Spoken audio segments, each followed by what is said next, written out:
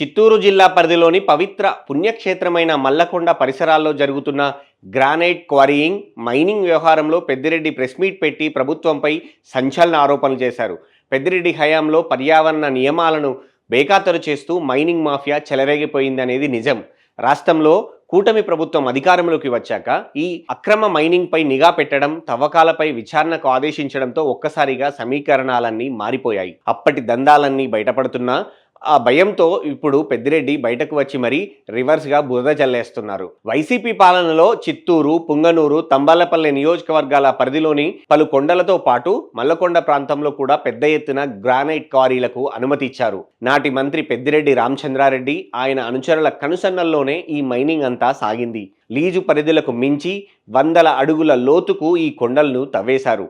ఈ తవ్వకాల వల్ల భూగర్భ జలాలు పడిపోవటమే కాకుండా స్థానిక మల్లేశ్వర స్వామి ఆలయ పరిసర పవిత్రత దెబ్బతిందంటూ అప్పట్లో స్థానిక ప్రజలు, ప్రతిపక్షాలు పెద్ద ఎత్తున ఆందోళనలు చేపట్టాయి. అయినప్పటికీ అప్పట్లో అధికార బలం ముందు ఆ నిరసనలు అణచివేతకే గురయ్యాయి. కూటమి ప్రభుత్వం అధికారంలోకి వచ్చాక పాత మైనింగ్ లీజులపై, అక్రమ తవ్వకాలపై రికవరీ నోటీసులు ఇవ్వటం, విచారణలు జరపడం ప్రారంభించడంతో పాటు మాజీ మంత్రి పెద్దిరెడ్డి రామచంద్రారెడ్డి డిఫెన్స్లో పడ్డారు.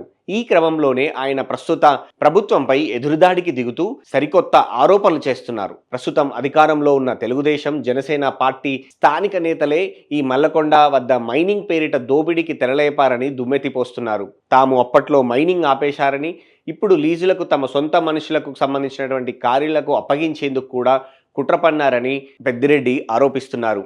దేవుడంటే కూటమి ప్రభుత్వానికి భక్తి లేదని విమర్శిస్తున్నారు. మల్లకొండ మైనింగ్ వివాదం అనేది ఇప్పుడు ఒక పెద్ద పొలిటికల్ మైండ్ గేమ్గా మారింది. వైసీపీ హయాంలో జరిగిన భారీ మైనింగ్ తాలూకు అక్రమాలను కప్పిపుచ్చుకోవడానికి ప్రస్తుత కూటమి ప్రభుత్వంపై తీసుకోబోయే కఠిన నిర్ణయాలకు సంబంధించినటువంటి చట్టపరమైన అంశాల నుండి ప్రజల దృష్టిని మరలించడానికి పెద్దిరెడ్డి మైనింగ్ ఇప్పుడు జరిగిందని నమ్మించేందుకు ప్రయత్నం చేస్తున్నారు. మల్లకొండ పరిసరాల్లో గతంలో జరిగిన మైనింగ్ లూటీపై పూర్తిస్థాయి మైనింగ్ విజిలెన్స్ విచారణ జరిపించి బాధ్యులైన వారిపై భారీ పెనాల్టీలు విధించే ఆలోచనలో ప్రభుత్వం ఉంది.